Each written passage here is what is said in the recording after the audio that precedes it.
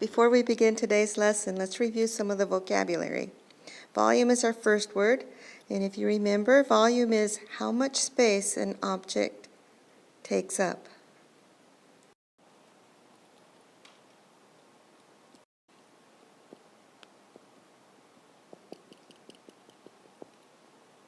Another vocabulary word is matter. Matter is anything that takes up space.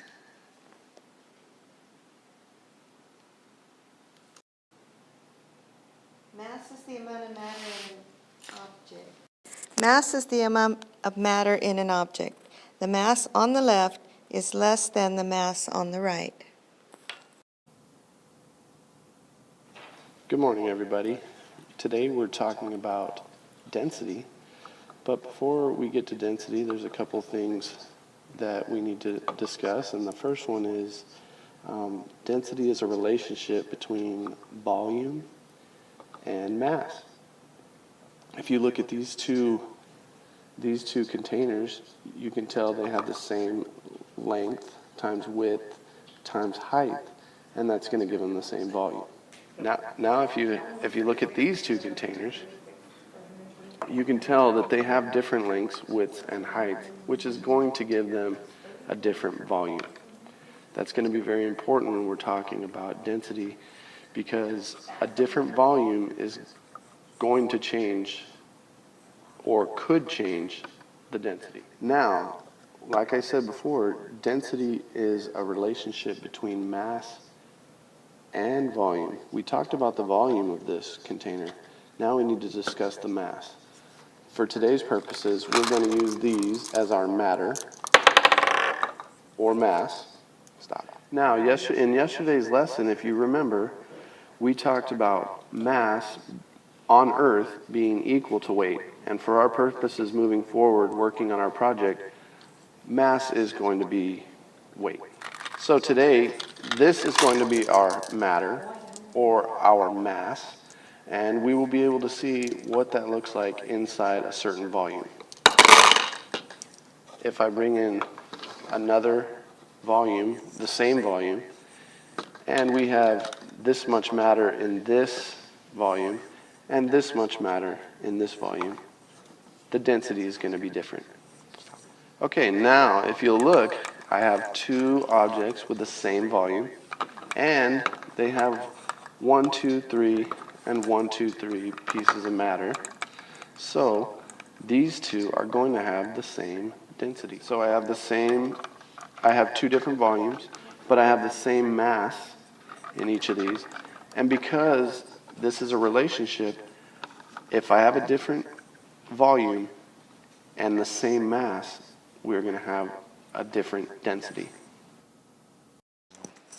All right, now that you've learned a little bit about what density is, and remember, density is a relationship between the mass and the volume. Now I'm going to show you how to calculate the density of objects using what I like to call the Great Mountain of Density. Ooh.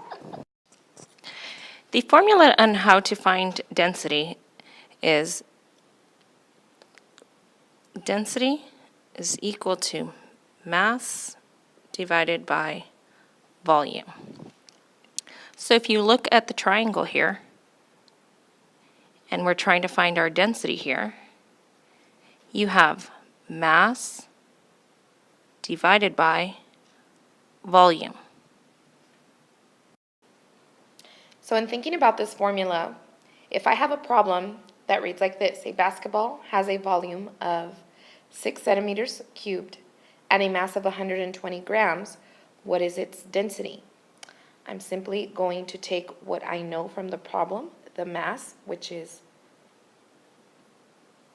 120, and I'm going to divide that by the 6 centimeters cubed.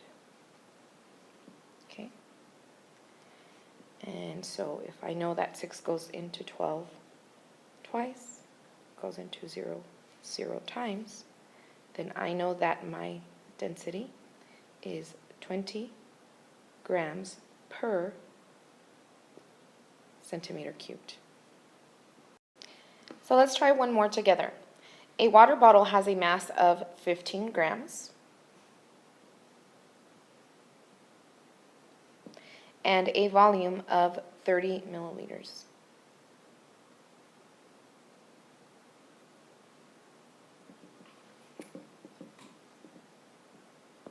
Okay, so now what is its density? If I divide that, I know that 15 will go into 30 twice. And therefore, my density is 2 grams per milliliter cubed. Oh, did any of you catch my mistake? I forgot to divide appropriately. I did it the other way around. So let's cross out that answer.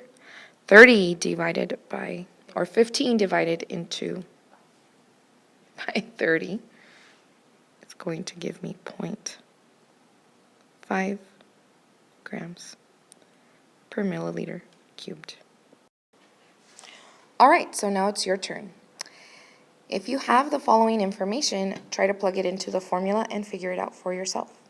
What is the density of a metal bolt that has a volume of 5 centimeters cubed and a mass